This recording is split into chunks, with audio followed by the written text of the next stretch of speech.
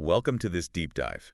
You sent in some really interesting research about oxygen production, down to the deepest parts of the ocean, the parts where sunlight can't even reach. We're talking about dark oxygen. Mm-hmm. And we've got a whole bunch of sources, scientific papers, news articles. There's even a Wikipedia entry in here. Wow. And it all kind of points to this wild idea. Lumps of metal on the seafloor making oxygen. It really is a wild idea when you first hear it. Yeah. So what do you think? Could this be real? Well, what's really fascinating to me is that this kind of challenges how we think about oxygen, how it's made. Right. I mean, we all learned about photosynthesis in school, right? Oh, yeah. Plants and sunlight. That's the equation. Exactly. But these sources are saying there's more to the story. There's got to be more. Okay, so beyond plants, how else is oxygen made? Right. So besides photosynthesis, there are a couple other ways, like water radiolysis, for example. Radiolysis? Yeah, it's where radiation breaks down water molecules, H2O, and it releases oxygen. And there are also certain minerals that can react with water. And guess what? That produces oxygen too. So there are other ways to get oxygen besides plants? Right. But these sources are pointing to something way bigger. Okay, so what is it? What's bigger than these other methods? It's this dark oxygen production, happening on a huge scale, maybe even big enough to affect, life on Earth. Really? And maybe even other planets. Whoa, other planets. Okay, hold on, let's back up for a sec. What exactly is this dark oxygen? Okay, so simply put, it's oxygen made without, sunlight. So no photosynthesis involved? Exactly, no photosynthesis. And your sources point to two main ways this can happen. Okay. Abiotic, which means without living things. Okay. And then biotic, which means with the help of microbes. Got it. So abiotic and biotic. Right. So let's start with the abiotic stuff. You sent over this Nature Geoscience paper that really gets into it, and it talks about these polymetallic nodules. Yeah, basically lumps of metal found on the seafloor, way down deep. They're full of these manganese oxides and metals like nickel. Ah, okay. And get this, they might actually act like tiny little batteries. It's called the geobattery hypothesis. And the idea is that these nodules, because of how they're structured and what they're made of, can actually create electrical currents. Okay. And these currents are strong enough to split seawater, into hydrogen and oxygen. Wait, electrolysis? Like what we do in a lab, you're saying that's happening naturally on the seafloor. Exactly. And the really cool part is that the researchers actually measured stuff on the surfaces of these nodules, like the voltage. It's a pretty clever way to show that electrolysis could be going on. So they're down there measuring voltage on these metal lumps, and that's how they figured out this whole electrolysis thing. Yeah. Wow. Okay, but hold on a sec. How did they actually see this dark oxygen being made? Yeah. Did they have to, build a lab underwater or something? Well, they use these things called in situ benthic chambers. In situ benthic what now? Benthic chambers, they're like mini labs that they put right on the seafloor. Uh-huh. Okay. Yeah. And with these chambers, they could isolate a little section of the seafloor and then carefully watch how the oxygen levels changed, over time. So they're just sitting there watching oxygen levels. Sounds kind of boring. Well, it's not as simple as it sounds. They were expecting to see the oxygen go down, as the organisms living in the sediment used it up. Yeah, that makes sense. So what happened? Well, they saw oxygen levels go up a lot, which was a huge surprise. Whoa, wait a minute. So something else must have been making that oxygen, right? Right. And that's where things get really interesting. But they wanted to be extra sure that it wasn't just like a fluke or something. Yeah, right. So they had to rule out a bunch of other explanations. Maybe there were some weird experimental errors. Right. Or maybe oxygen was leaking in from somewhere. Or maybe it was diffusing from air bubbles. Makes sense. They even considered that maybe, just maybe, it was coming from the plastic of the chambers themselves. Wow, they thought of everything. They even thought it might be some kind of microbe making the oxygen. Oh, the biotic method we talked about earlier. Yeah, exactly. But they did a bunch of tests and ruled that out too. So they eliminated all these other possibilities, and they're left with what? These metal lumps making oxygen. Sounds crazy. It does. So how did they get from there to the, the geobattery idea? So it's like a detective story, right? Yeah. First clue. The more polymetallic nodules they saw in the chambers, the more oxygen they found. It was a direct connection. More nodules, more oxygen. Okay, so it wasn't just random. It was tied to these metal things. Right. And then the total oxygen being made was actually higher than what the sediment organisms were using, way higher. Okay, so something was definitely making extra oxygen. Right. And then don't forget those voltage measurements. Oh yeah, the ones on the surface of those nodules. Exactly. Those measurements pretty much confirmed that electrolysis was a real possibility.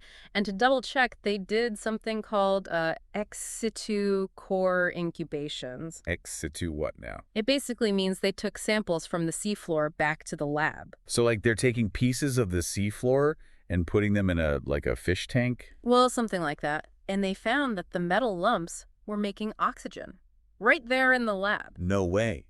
They were making oxygen in a tank. They even tried it with just the nodules, no sediment, and still got oxygen. It all pointed back to the nodules. They were the source. Wow. So you're telling me these metal lumps are really making oxygen in the dark? Yep.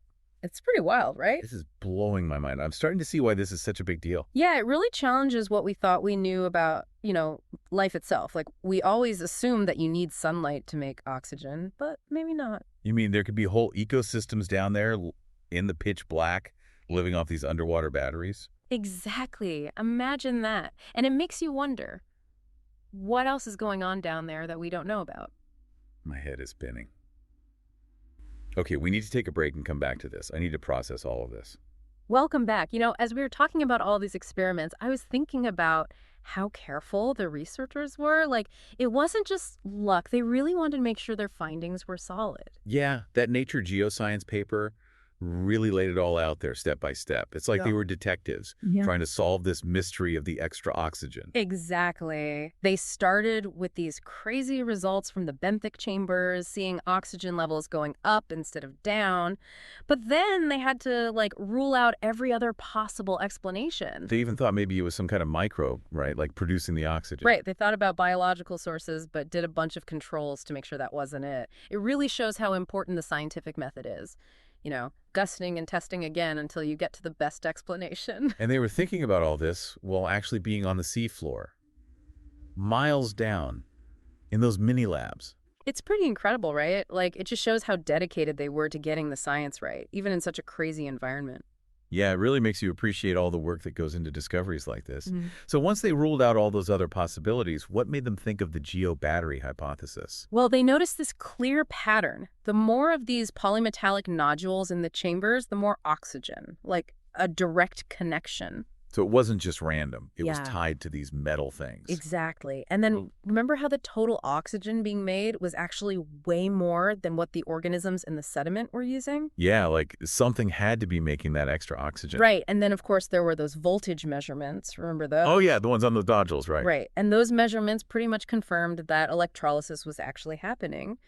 And then, just to be super sure, they did those ex situ core incubations. Ex situ what? Haha. Yeah, it's a mouthful.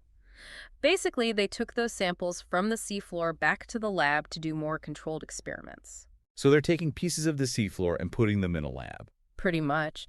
And they found that even in the lab, those metal lumps were making oxygen. No way.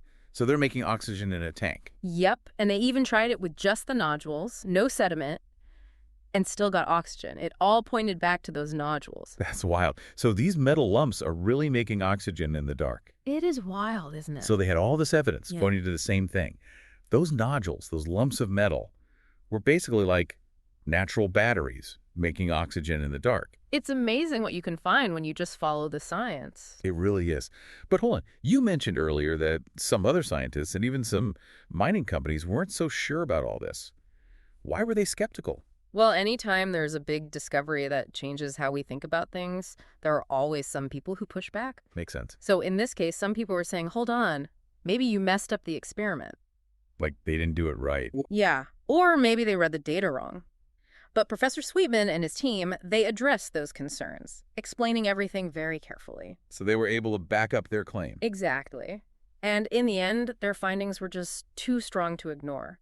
Sounds like one of those big shifts in science, where a new discovery changes everything. That's exactly what's happening here. And this new understanding, well, it changes how we think about life on Earth and maybe even life on other planets. Okay, now you've got me really curious.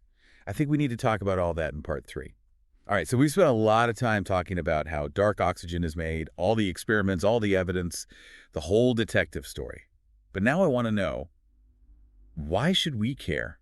Like, who cares about some weird reaction happening Yeah. in the dark at the bottom of the ocean? Well, see, that's the exciting part. It's not just about some chemical reaction. It's about life itself, like how it works. Right. For one thing, it challenges what we think we know about where life can exist. We always thought life needs sunlight, but dark oxygen shows us maybe that's not true. So you're saying there could be, like, whole ecosystems down there in the pitch black, powered by these underwater batteries. Exactly. Imagine those deep-sea creatures just hanging out, never seeing the sun, living off of oxygen from these metal lumps.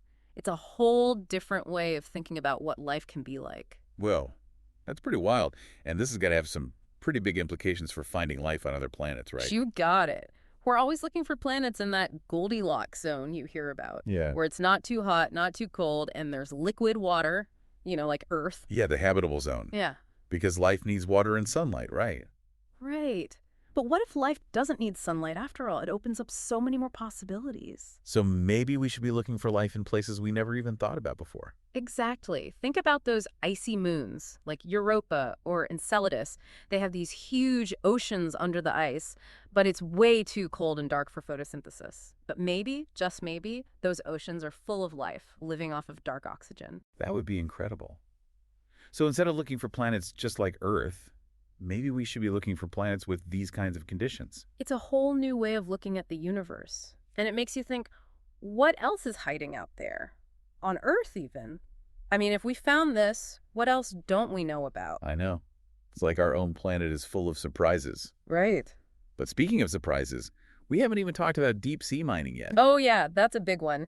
Because those nodules, they're full of valuable metals that we use for all sorts of things, like batteries and electronics. And we're running out of those metals here on land, right? Right. So people are really interested in mining them from the seafloor. But if those nodules are making oxygen, that means they're important for life down there, right? It's a real dilemma. Like, we can't just go and grab these nodules without thinking about what it might do to the environment.